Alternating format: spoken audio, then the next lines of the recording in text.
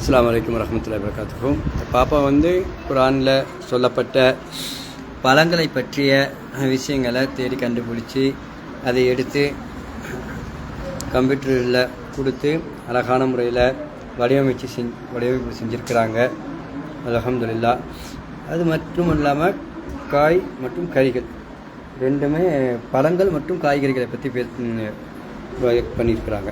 அல்ஹம்துலில்லாஹ். அஸ்ஸலாமு அலைக்கும் வரஹ்மத்துல்லாஹி வபரகாத்துஹு. என்னுடைய தலைப்பு மக்கா. மக்கா அல்லாஹ்வுடைய இறை இல்லம். அதை கட்டினவங்க ஆதம் அலைஹிஸ்ஸலாம்.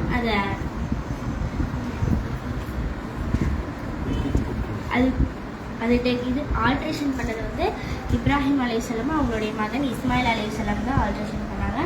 அந்த அசுருல் அஸ்வத் கல்லுக்கிட்ட உமர் அலியெல்லாம் பேசுகிறாங்க.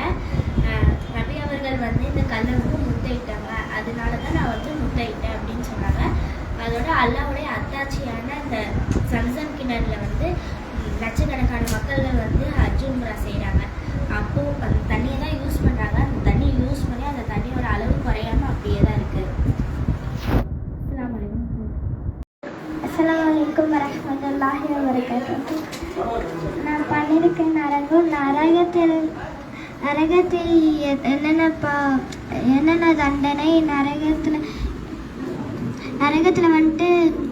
தீயால் நெப்பியிருக்காங்க. நரகத்தில் ஃபஸ்ட்டு தண்டனையாக ஒரு செருப்பு கொடுப்பாங்க. அதை போட்டோன்னே அவங்க மூளை எல்லாமே உருகிரும். ரெண்டாவது அங்கே முள் செடி கொடுப்பாங்க. அந்த முள் செடி பேர் சாப்பிட கொடுப்பாங்க. அந்த முள் செடி பேர் சக்குமர்.